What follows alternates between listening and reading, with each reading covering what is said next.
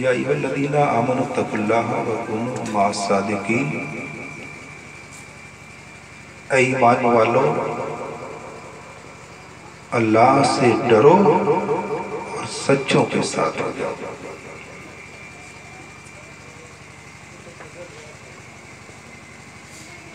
حضرات، یہ پروگرام شادی خانہ آبادی کے تعلق سے رکھا گیا ہے۔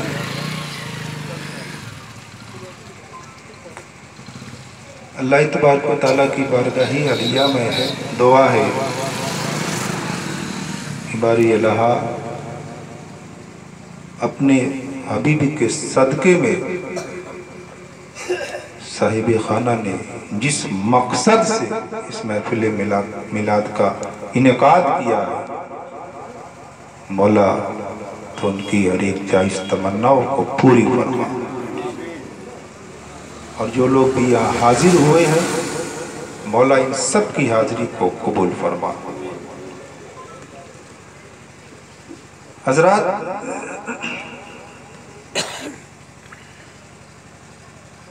دیکھیے نسبت سے شے ممتاز ہوتی ہے، چونکہ آپ حضرات محفل میلاد پاک میں بیٹھے ہیں، یہ ہمارے سرکار کی نسبت ہے۔ اگر میرے سرکار سے نسبت نہ ہوتی تو آپ حضرات ایسی معتبر اور بابرکت محفل میں اکٹھا نہ پاتے۔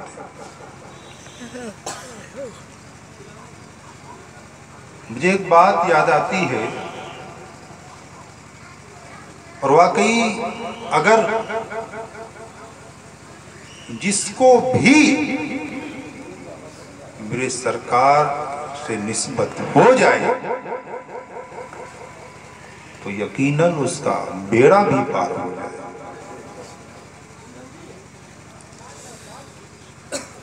ایک مرتبہ حضور نبی کریم صلی اللہ تعالیٰ علیہ وسلم نے حضرت عائشہ صدیقہ رضی اللہ تعالیٰ عنہا سے فرمایا، اے عائشہ، یہ چادر لو اور اس چادر کو سکھا دو۔ حضرت عائشہ صدیقہ رضی اللہ تعالیٰ عنہا نے اس چادر کو لیا، گھر میں تنور جل رہا تھا، اس چادر کو لے کر تنور کے پاس کھڑی رہی، ساتھوں ساتھین 1 گھنٹے یا 2 گھنٹے، لیکن چادر سوکھنے میں نہ آئی۔ تو حضور نبی کریم صلی اللہ تعالیٰ علیہ وسلم نے ارشاد فرمایا، اے عائشہ، چادر سوکھ گیا۔ تو حضرت عائشہ صدیقہ رضی اللہ تعالیٰ عنہا فرماتی ہیں، یا رسول اللہ، میں ساتوں ساتین یعنی 1 گھنٹے یا 2 گھنٹے چادر کو لے کر ٹھہری رہی، لیکن چادر سوکھنے میں نہ ہوئی۔ تو میرے آقا ارشاد فرماتے ہیں، اے عائشہ، جب میری چادر کو یعنی چادر کو مجھ سے نسبت ہو گئی تو دنیا کی آگ اسے جلا نہ سکی، تو جس کو بھی مجھ سے نسبت ہو جائے گی تو دنیا کی آگ کی کیا مجال، اس کو جہنم کی آگ بھی نہیں جلا سکتی۔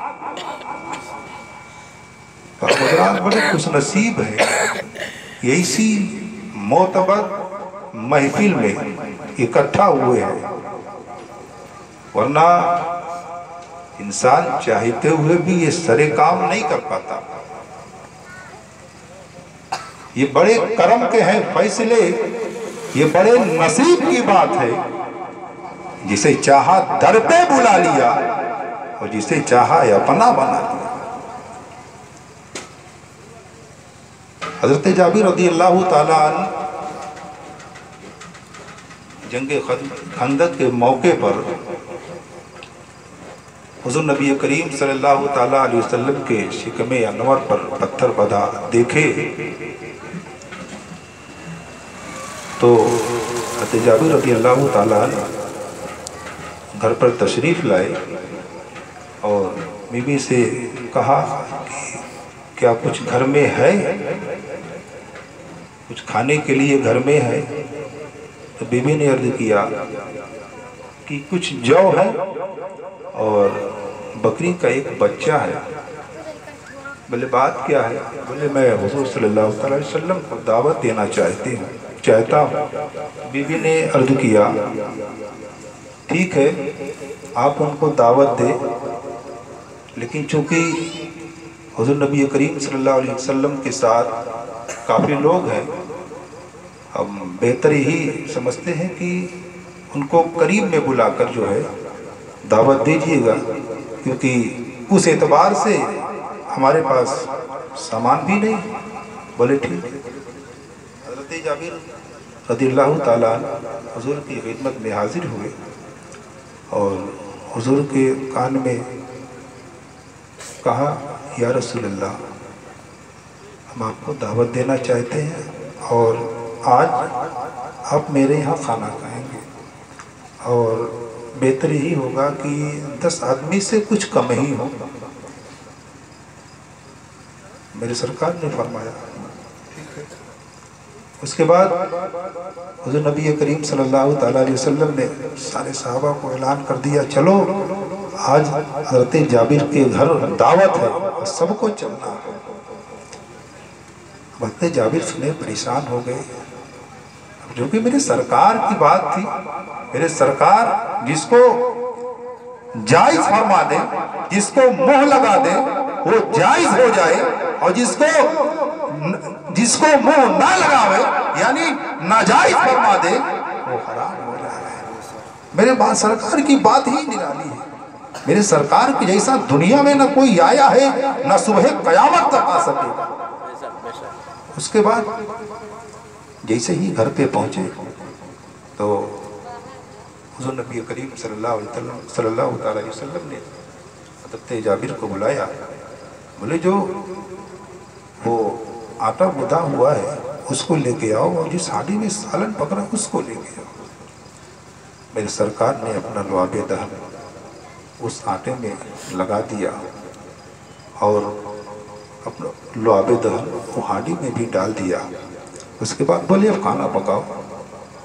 کھانا پکا، یعنی 1000 کی تعداد تھی میرے سرکار کے ساتھ، لوگ شکم سیر ہو کر کھانا کھائے،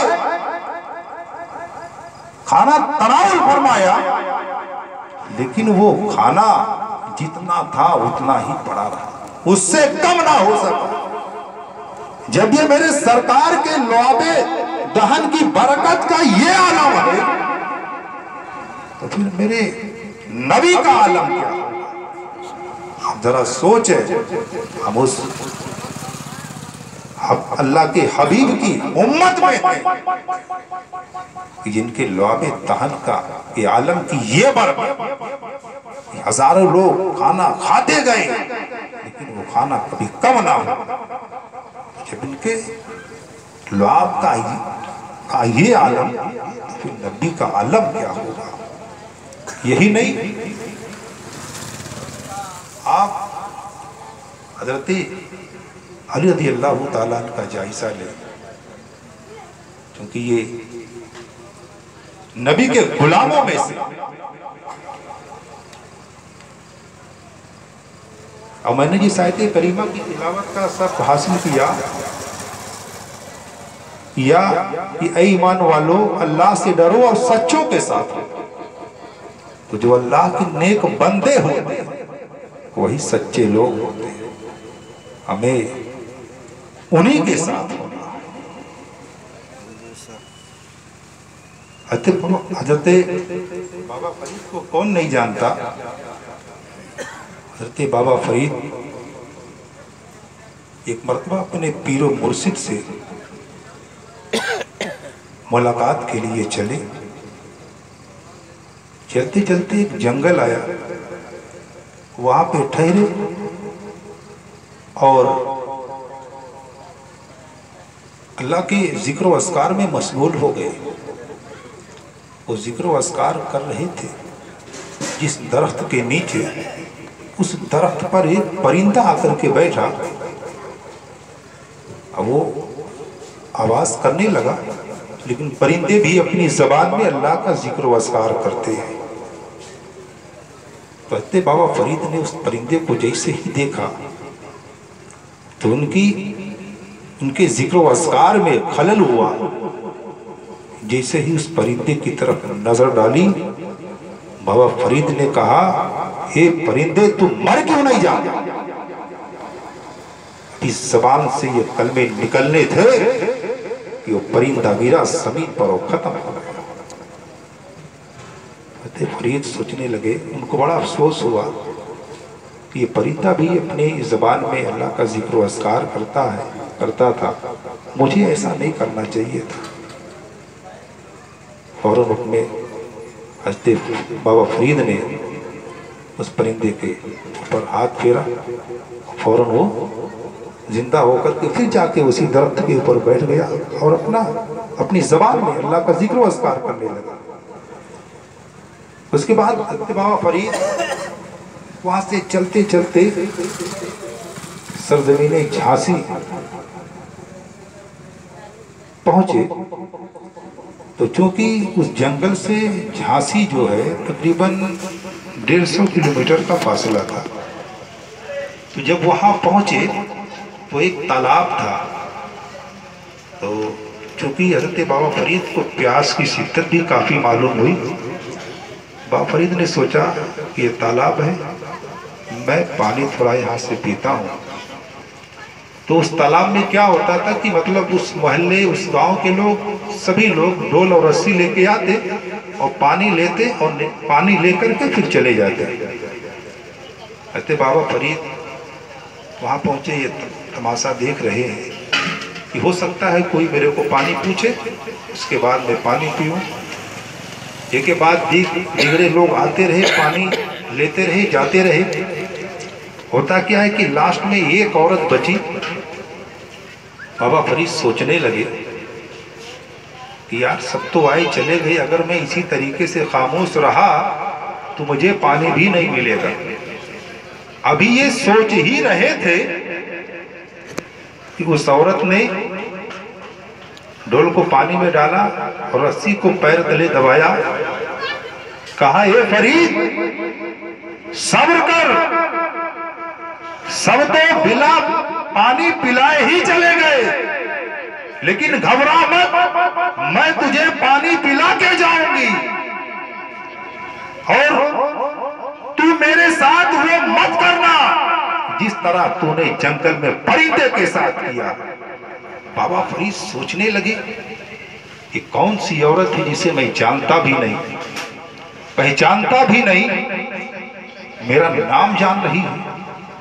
میں یہاں سے 150 کلومیٹر کی دور جنگل میں تھا، وہاں کے حالات کو بھی یہ جانتی ہے.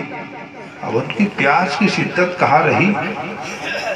بولے یہ عورت ذرا تو یہ تو بتا کہ تو ہے کون، تجھے یہ ساری چیزیں کیسے معلوم ہوئی.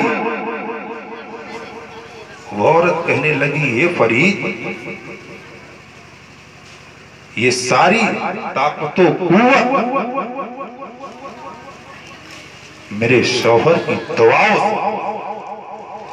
اب ذرا سوچے، میرے شوہر کی دعاؤں سے ملی. بھلے جس وقت تو جنگل میں اللہ کی عبادت و ریاضت کر رہا تھا، اس وقت میں اپنے حجرے سے سارا ماجرا دیکھ رہی تھی.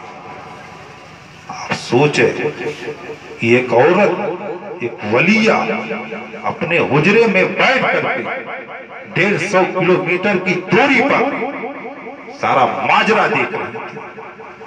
وہ کوئی اور نہیں، وہ ایک ولیہ، ایک نیک خاتون. اللہ نے اسے اتنا علم نوازا، اور وہ کس بنیاد پر؟ وہ اس لیے کہ اس کے شوہر کی دعاؤں کا اثر.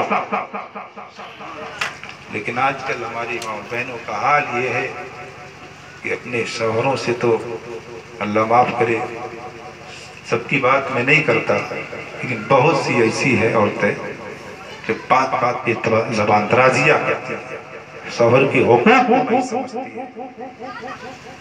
یاد رکھو، جس نے اپنے شوہر کو نہ سمجھا اس کا ٹھکانہ میرے دوستوں جہنم کے سوا کچھ بھی نہیں ہے۔ یہاں تک کہ ہے کہ اگر نفلی روزہ رکھنا ہو تو بھی اپنے شوہر سے پہلے اجازت لے لیا۔ جو عورت اپنی شوہر کی فرما بردار اللہ اس عورت سے بڑا خوش ہوتا ہے۔ جو عورت اپنی شوہر کی نافرمانی کا وہ کبھی چین و سکون سے نہیں لے سکتی، اللہ اس سے ہمیشہ ناراض ہے، اس کی دعا کو اللہ کبھی قبول نہیں۔ اللہ ہماری ماں اور بہنوں کو ہدایت دے، اہدنا الصراط المستقیم پر چلنے کی توفیق رفیق عطا فرمائے، اور ہمارے مسلمان بھائیوں کو بھی ہدایت دے۔ اور کیونکہ آج حال یہ ہے کہ مسلمان ہر جگہ پریشان ہے۔ کیوں پریشان ہے؟ اس لیے کہ ہم نے اپنے کردار کو بھلا دیا ہے، اپنے اخلاق کو بھلا دیا۔ چھوٹی چھوٹی باتوں کے لیے آپس میں لوگ لڑتے جھگڑتے ہیں، ایک دوسرے پہ طعنہ کستے ہیں۔ اگر کسی سے کوئی غلطی ہو